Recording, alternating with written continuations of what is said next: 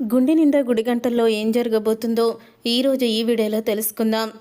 Rohini friend విద్యాని తీసుకువచ్చి నిజాలను బయట పెట్టించి రోహిణి చంప పగలగొట్టిన మీనా నిజంగానే ఇదంతా జరగబోతుందా, అసలు ఏం జరిగింది అనేది ఈ వీడియోలో తెలుసుకుందాం. బాలుతో మీనా ఇలా చెప్తూ ఉంటుంది. అత్తయ్య బాధ చూడలేకపోతున్నాము. రవి గురించి అత్తయ్య మావయ్య ఇద్దరూ కూడా చాలా బాధపడుతున్నారండి. ఎలాగైనా వాళ్ళిద్దరినీ ఇంటికి తీసుకురావాలి. ఈ గొడవకి అసలు కారణం నేనే కాబట్టి నేనే ఎలాగైనా వాళ్ళిద్దరినీ ఇంటికి తీసుకొస్తాను. తెలిసి తెలియకో ఆ రోజు వాళ్ళ పెళ్ళి అవడానికి కారణం నేనే. అలా వాళ్ళ ఇంటికి రావడానికి కూడా కారణం నేనే. ఈరోజు కూడా వెళ్ళిపోయిన వాళ్ళని వెనక్కి తిరిగి వచ్చేలా చేసేది కూడా నేనే అని మీనా అయితే అంటూ ఉంటుంది. ఏంటి మీనా, ఆ రోజు వాళ్ళు ఎంతలా అవమానించాలని చూశారో, గొడవ పెట్టుకోవాలని చూశారో మర్చిపోయావా? నీ మాట విని ఎంత అవమానిస్తూ ఉన్నా కూడా నోరు మూసుకొని ఏమీ అనకుండా కూర్చొని ఉన్నాను. నా తల మీద కొట్టారు, కాళ్ళు తొక్కారు, వీపు మీద కొట్టాడు. అలాగే నాతో మందు తాగించి గొడవ చేయాలని చూశారు. ఇలా ఎన్నో అసలు వచ్చిన ఛాన్స్ అల్లా కూడా ఎవ్వరు కూడా వదులుకోలేదు అని అంటూ ఉంటాడు బాలు. అయితే అప్పుడు ఇక బాలు అన్న మాటలు సత్యమైతే వినేస్తాడు. నువ్వు చెప్పింది నిజమేరా, ఆ సురేంద్ర పక్కా ప్లాన్తో ఫంక్షన్కి మనల్ని పిలిచాడు. మన ద్వారా గొడవ పెట్టుకొని ఫంక్షన్ని ఆపేసి రవిని శృతిని అటువైపుకి తీసుకువెళ్ళిపోవాలని ప్లాన్ చేశాడు. అలాగే ప్లాన్ చేసిన ప్రకారమే గొడవ చేసి శృతి వాళ్ళ ఇంటికి వచ్చేలా చేసుకున్నాడు అని అంటూ ఉంటాడు. సత్యం నీకు చెప్పలేదు కానీ ఆ రోజు వాడి ఫ్రెండు వచ్చాడు. వాడి ఫ్రెండు కాలు నాకు తగులుతూ ఉండేది. అయినా సరే ఓపికతో భరించాను.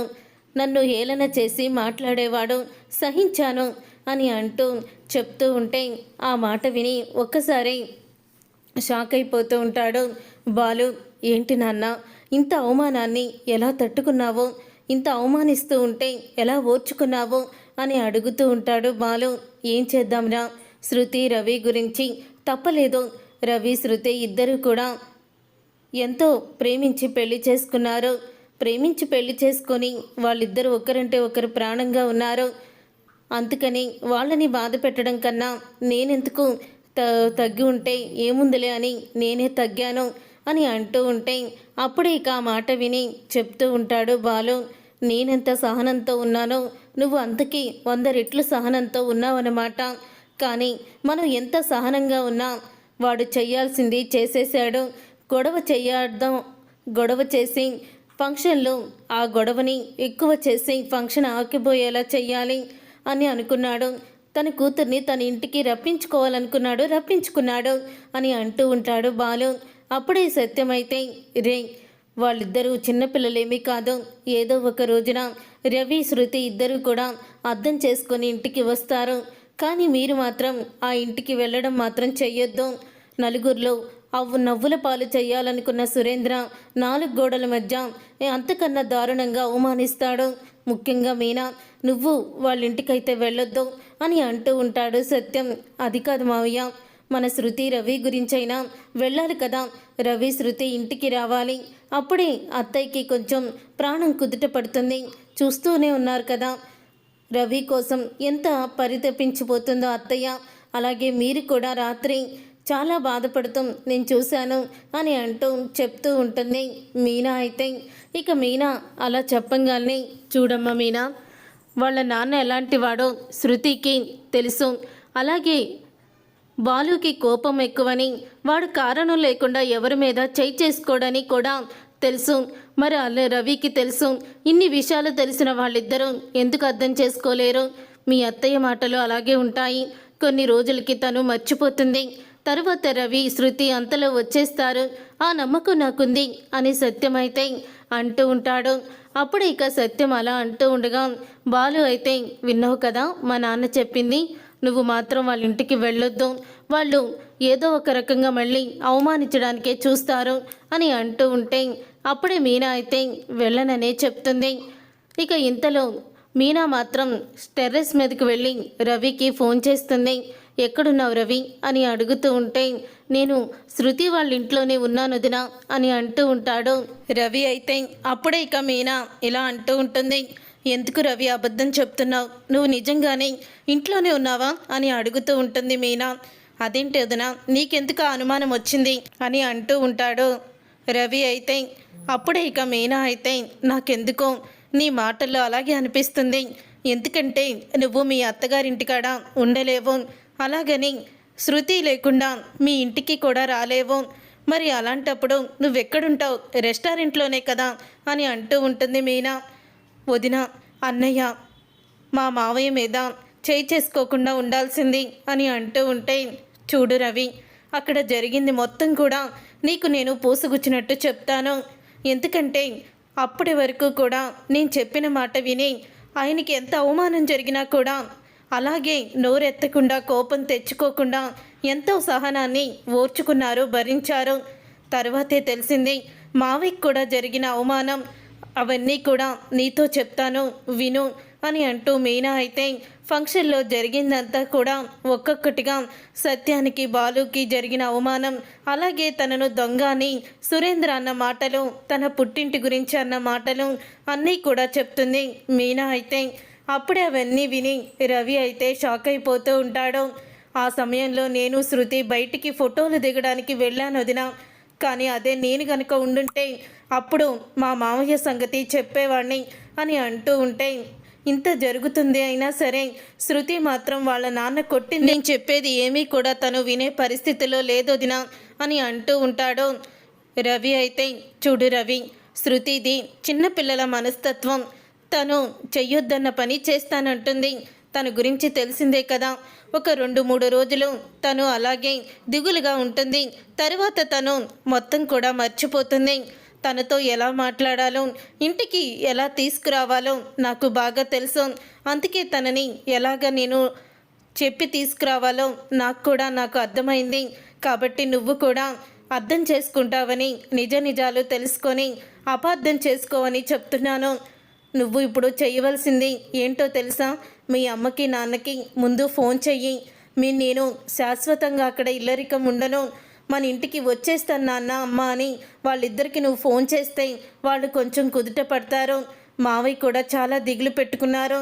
ఇక అత్తయ్య సంగతి చెప్పనవసరం లేదు. ఆమె భోజనం కూడా చేయకుండానే అలా పడుకొని ఉన్నారు అని అంటూ ఉంటే, ఆ మాట విని ఒక్కసారి రవి అయితే అలా ఉన్నారా, నేను వెంటనే చేస్తాను వదినా అని అంటూ చెప్తూ ఉంటాడు రవి. అయితే అప్పుడే ఇక మీనా టెర్రస్ మీద ఫోన్లో మాట్లాడుతూ ఫోన్ పెట్టేసి వెనక్కి తిరుగుతుంది. ఇక బాలు అయితే ఉంటాడు. అప్పుడే బాలు అది చూసి, ఇక ఏం చేస్తున్నావు మీనా అని అడుగుతూ ఉంటాడు. ఏం లేదండి, మా అమ్మతో ఫోన్లో మాట్లాడుతున్నాను అని మీనా అబద్ధం చెప్తుంది. నీ వెనకాలే నేనున్నానంటే నువ్వు ఫోన్లో ఎవరితో మాట్లాడావో, ఏం చెప్పావో నేను వినకుండానే నిన్ను ప్రశ్న వేశానని అనుకుంటున్నావా అని బాలు అయితే అంటూ ఉంటాడు. మరి తెలిసి కూడా ఎందుకు అడుగుతున్నారు అని మీనా అడుగుతుంది. ఎందుకు రవికి ఫోన్ చేశావు? వాడికి తెలీదా అమ్మకి, నాన్నకి ఫోన్ చేయాలని? వాళ్ళు ఎలా ఉంటారో, దిగులు పడతారో అని వాళ్ళకి తెలీదా అని అంటూ ఉంటే, అప్పుడే ఇక ఆ మాట విని అంటూ ఉంటుంది మీనా అయితే. ఇక మీనా అయితే ఇలా అంటూ ఉంటుంది, చూడండి, రవికి ఫంక్షన్లో జరిగింది ఏది కూడా తెలీదు. కేవలం మీరు వాళ్ళ మావయ్యని కొట్టేటప్పుడు మాత్రమే తను అక్కడికి వచ్చాడు. శృతి కూడా అలాగే వచ్చింది. ఇప్పుడు రవికి మనం అన్నీ కూడా అర్థమయ్యేలా చెప్పామనుకోండి, అప్పుడు శృతికి కూడా మొత్తం అర్థమయ్యేలా చెప్తాడు అని అంటూ ఉంటుంది మీనా. మీరు ఈ వేరేలా అర్థం చేసుకోవద్దు అని అంటూ ఉంటే, లేదు మీనా, మా అమ్మ నిన్ను ఎంత అవమానించినా, ఇంట్లో అంత చాకరీ చేస్తూ కూడా నువ్వు అందరూ కూడా కలిసి ఉండాలని కోరుకుంటున్నావు. నిజంగా నిన్ను చూస్తుంటే నాకు చాలా గర్వంగా ఉంది అని అంటూ ఉంటాడు బాలు. అప్పుడే ఇక మీనా అయితే చాలా ఆనందపడుతూ ఉంటుంది బాలు మాటలకి. తరువాత రోజు మీనా అయితే పూలు కొనటానికని తను సెంటర్కి అయితే వెళ్తుంది. వెళ్ళిన తర్వాత అప్పుడే ఇక పూలు కొనుక్కొని తను రోడ్డు మీద నుంచొని ఉంటుంది. ఇంతలో సుమతి అటువైపుగా వస్తుంది. ఏంటక్క, పూలు కొనటానికి వచ్చావా అని అడుగుతూ ఉంటే, అవునే, నువ్వేంటి ఇలా వచ్చావు అని అడుగుతూ ఉంటుంది సుమతిని మీనా. ఏం లేదక్క, ఇక్కడే ఫ్రెండ్ వాళ్ళ ఇల్లుంది, తను రమ్మంటే వచ్చాను అని అంటూ ఉంటుంది సుమతి. ఇలా ఒంటరిగా ఫ్రెండ్స్ వాళ్ళ ఇంటికి వెళ్ళడం ఏంటే? అసలే రోజులు బాగాలేదో, ఫ్రెండ్స్ వాళ్ళ ఇంటికి నువ్వు వెళ్ళడం ఏంటి? ఇంకెప్పుడు కూడా అలా ఒంటరిగా వెళ్ళొద్దు, అమ్మని తీసుకొని వెళ్ళు, లేకపోతే శివగాడిని తీసుకొని వెళ్ళు, అంతే తప్ప ఇలా ఒంటరిగా వెళ్ళడం మాత్రం మంచిది కాదు అని చెప్తూ ఉంటుంది. సుమతితో మీనా అయితే సరే అక్క, అవును బావ వస్తాడా అని అంటూ ఉంటే అవునే బావ వస్తారు, ఇప్పుడే ఫోన్ చేశాను, ఏదో ట్రిప్లో ఉన్నాను, వాళ్ళు దిగిపోగానే వచ్చేస్తానని చెప్పారు, సరే అయితే నువ్వు వెళ్ళు జాగ్రత్తగా అని అంటూ ఉంటుంది మీనా. సరే అక్క అని ఆటో ఎక్కి వెళ్ళిపోతుంది సుమతి అయితే. ఇక అప్పుడే అక్కడికి వస్తూ ఉంటుంది విద్య అయితే. ఇక విద్యని చూసి రోహిణి వాళ్ళ ఫ్రెండ్ విద్య కదా అని అనుకుంటూ ఉంటుంది మీనా. ఇంతలో ఇక బాలుకి ఆ రోజు మందు తాగించి గొడవ చేయించాలనుకున్న వ్యక్తి అయితే అక్కడికి వస్తాడు. ఇక అక్కడికి వచ్చిన తర్వాత అప్పుడే ఇక అతన్ని చూసి మీనా అయితే వీడే కదా ఆ రోజు ఆయన చేత మందు తాగించాలనుకున్నాడు అని అనుకుంటూ ఉంటుంది. అసలు ఎవరు తాగించాలనుకున్నారో అడగాలి, ఎవరు ఇదంతా కూడా చేశారో తెలియాలి అని అంటూ మీనా అయితే దగ్గరికి వెళ్ళబోతూ ఉండగా ఇంతలో ఇక విద్యానే అతన్ని దగ్గరికి వస్తుంది. ఏంటి, ఎందుకు పదే పదే ఫోన్ చేసి విసిగిస్తున్నావో అని అతన్ని అడుగుతూ ఉంటుంది. ఇదేంటి విద్య అతనితో మాట్లాడుతుంది, వీళ్ళిద్దరికీ ముందే పరిచయం ఉందా అని అనుకుంటూ ఉంటుంది మీనా. అప్పుడే వాళ్ళ మాటలు వింటూ ఉంటుంది. ఏంటి మేడం, మీరు నాకు ఫుల్ పేమెంట్ ఇవ్వలేదు, హాఫ్ పేమెంటే ఫోన్పే చేశారు, అందుకనే మీకు ఫోన్ చేస్తున్నాను అని అంటూ ఉంటాడు. అతనైతే ఫుల్ పేమెంట్ ఎలా ఇస్తాననుకున్నావు, అసలు నిన్నెందుకు నేను మాట్లాడాను, బాలుగాడికి మందు పట్టించి ఆ బాలుకి ఫుల్లుగా తాగించి ఫంక్షన్లో గొడవ చేసి ఫంక్షన్ ఆగిపోయేలా చేస్తావనే నేను డబ్బులకి మాట్లాడుకున్నాను, కానీ నువ్వేం చేశావు, తీసుకొచ్చిన మందంతా కూడా నువ్వే ఫుల్గా తాగేసి బాలుని మాత్రం ఏమీ పట్టించుకోలేదు, ఇప్పుడు నీకు ఫుల్ పేమెంట్ కావాలా అని అంటూ ఉంటుంది విద్య. ఆ మాట విని ఒక్కసారే షాక్ అయిపోతూ ఉంటుంది మీనా అయితే. అసలు శృతి వాళ్ళ నాన్న అయితే శృతి కోసం ఇదంతా చేశాడేమో అని అనుకోవచ్చు, మరి అదేంటి ఇప్పుడు విద్య ఫంక్షన్ని ఆపాలని ఎందుకు అనుకుంది అని అనుకుంటూ ఉంటుంది మీనా. ఇప్పుడు సాక్ష్యాలు ఎవరైనా అడిగితే చూపించాలి కదా అని అనుకుంటూ వెంటనే తన ఫోన్ను తీసుకొని వీడియో అయితే తీస్తుంది.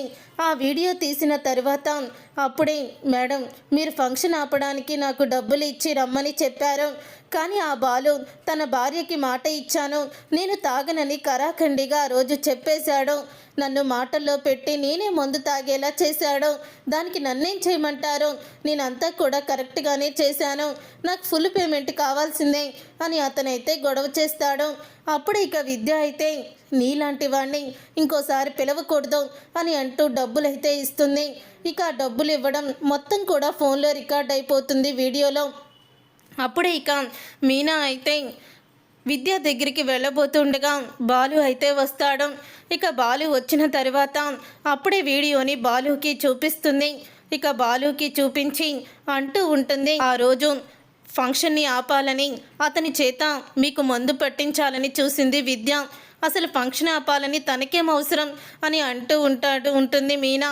తనకి అవసరం కాదో పార్లలమ్మకి అవసరం, పార్లలమ్మ ఏదో స్కెచ్ వేసింది, నేను చెప్పాను కదా తను కోటీశ్వరాలు కాదని, మలేషియా సింగపూర్ ఇవన్నీ కూడా నాటకాలేనని నేను చెప్పాను కదా మీనా అని అంటూ ఉంటే, అంటే ఇవన్నీ కూడా తను నాటకమే ఆడుతుందంటారా అని మీనా అంటుంది. ఇప్పుడే మొత్తం బయట పెడదాము, ఈ రోహిణి ఫ్రెండ్ విద్యాని తీసుకువెళ్ళి మొత్తం నిజాలన్నీ బయట పెట్టిద్దాము అని అంటూ ఉంటాడు బాలు అయితే. ఇక బాలు అన్న మాటకి మీరు చెప్పింది కూడా కరెక్టే, వెంటనే వీళ్ళని తీసుకువెళ్ళి నేను విద్యాని తీసుకువెళ్ళి అత్తయ్య ముందు నిలబెడతాను అని అంటూ ఉంటే అప్పుడే ఇక మౌనమేనా పద విద్య దగ్గరికి వెళ్దాం అని అంటూ ఉంటాడు బాలు. అప్పుడే విద్య మీనా బాలుని చూసి అక్కడి నుంచి వెళ్ళిపోవాలని అనుకుంటుంది. కానీ బాలు అయితే ఆగమ్మ, పార్లలమ్మ ఫ్రెండు ఎక్కడికి పోతున్నావు అని అడుగుతూ ఉంటే అప్పుడే నేనెక్కడికి వెళ్తాను, అయినా నాతో మీకేం పని అని విద్య తడబడుతుంది.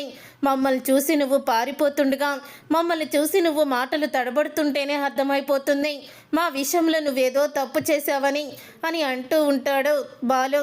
నేను మీ విషయంలో తప్పు చేయడం ఏంటి, అసలు మీకు నాకు ఏం సంబంధం, మీరు జస్ట్ రోహిణి వాళ్ళ కుటుంబ ఫ్యామిలీ మెంబర్స్ కాబట్టి మిమ్మల్ని నేను పలకరిస్తున్నాను అంతే కదా అని అంటూ ఉంటే ఆ మాట విని మీనా అయితే చెప్తూ ఉంటుంది విద్యతో, నువ్వు చేసిన తప్పు నీ మట్టికి నువ్వే ఒప్పుకుంటావా, లేకపోతే ఇప్పుడే నిన్ను మా ఇంటికి తీసుకువెళ్ళి ఒప్పించమంటావా అని అడుగుతూ ఉంటుంది మీనా.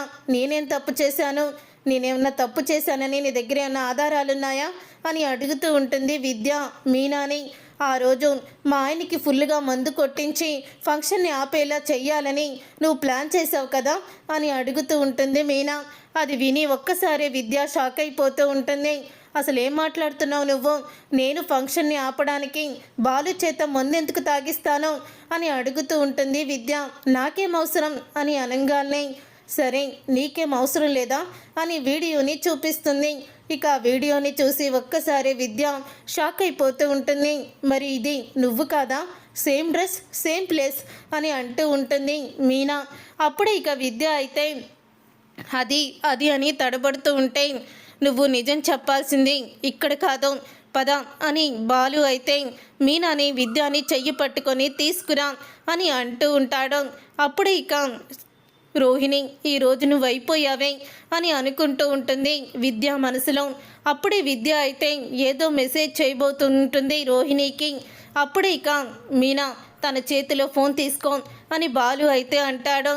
అప్పుడే తను ఎవరికో మెసేజ్ పెట్టేస్తుంది అని బాలు చెప్పంగానే మీనా ఫోన్ కూడా తీసేసుకుంటుంది.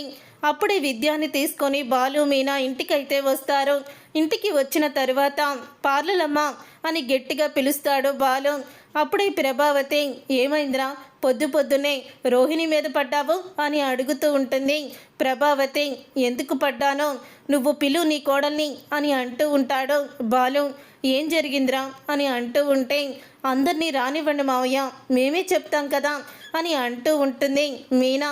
అప్పుడు ఇక అందరూ కూడా కిందకి వస్తారు. రోహిణి తన స్నేహితురాలు విద్యాని చూసి షాక్ అయిపోతూ, ఇదేంటి ఇక్కడుంది అని అనుకుంటూ ఉంటుంది. ఏంటి విద్య ఇలా వచ్చావేంటి అని అడుగుతూ ఉంటుంది రోహిణి. తను రాలేదో మేమే తీసుకొచ్చాము అని అంటూ ఉంటుంది మీనా.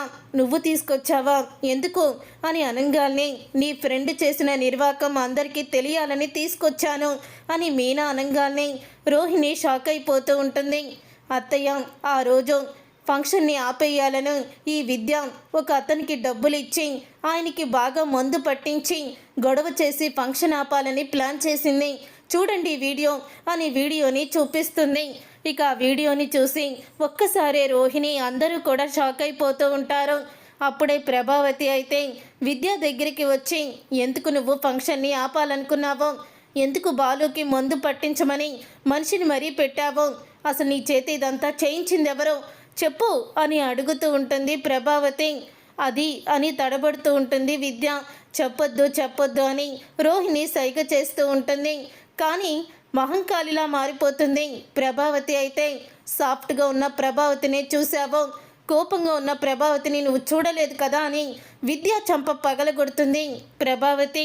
అప్పుడు ఇక విద్య అయితే, ఆంటీ అది అని తడబడుతూ ఉంటే, చెప్పు ఎవరు నీ చేతి ఇదంతా చేయించింది అని అనగానే, రోహిణియే నా చేత ఇదంతా చేయించింది ఆంటీ అని అంటూ నిజాన్ని బయట పెట్టేస్తుంది ప్రభావతికి భయపడిపోయి దివ్య అయితే.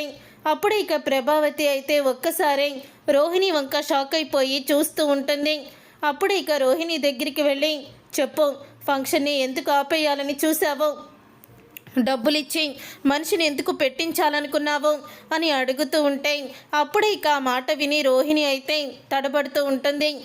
అమ్మ ప్రభావతమ్మ, అక్కడ అడిగితే సౌండ్ ఉండదు కానీ ఇంకో చంప పగలగొట్టి ఈ విద్యని అడుగు అని అంటూ ఉంటాడు బాలు. అప్పుడే ప్రభావతి విద్యని కొట్టబోతూ ఉండగా, వాళ్ళ నాన్న ఫంక్షన్కి రాడని చెప్పేశారు, అందుకని వాళ్ళ నాన్న ఫంక్షన్కి రాకపోతే మీరు తన మీద కోప్పడతారని, ఒకవేళ బాలు కారణంగా ఫంక్షన్ ఆగిపోతే ఆ గొడవలో పడి వాళ్ళ నాన్న సంగతి మీరు మర్చిపోతారని రోహిణి ఇదంతా చెయ్యమని నాకు చెప్పింది అని అంటూ నిజాన్ని బయట పెట్టేస్తుంది విద్య. ఆ మాట విని ఒక్కసారి షాక్ అయిపోతూ ఉంటుంది ప్రభావతి అయితే. అంటే మీ నాన్న ఫ్లైట్ ఎక్కడం, ఫ్లైట్ దిగడం, ట్రాఫిక్లో ఇరుక్కోవడం, ఇదంతా కూడా నువ్వు చెప్పిన అబద్ధం. మీ నాన్న వస్తున్నాడని నన్ను నమ్మించడానికి నువ్వు చేసిన ద్రోహం అన్నమాట ఇది అని అంటూ ఉంటుంది ప్రభావతి. ఇక అనేసి ప్రభావతి మీ రోహిణి చంప పగలగొట్టి మీ నాన్న రేపొద్దుని కల్లా ఇంట్లో ఉండాలి చూసుకో అని అంటూ వార్నింగ్ ఇస్తుంది. చూసారుగా ఫ్రెండ్స్, రాబోయే కథలో ఖచ్చితంగా ఇలాగే జరగబోతుంది. మరి ఇలాగే జరిగి రోహిణి బండారం బయటపడాలని అనుకునే వాళ్ళు వీడియోని తప్పకుండా లైక్ చేసి ఛానల్ని సబ్స్క్రైబ్ చేసుకొని పక్కనే ఉన్న గంట సింబల్పై ఆల్ అని క్లిక్ చేయండి.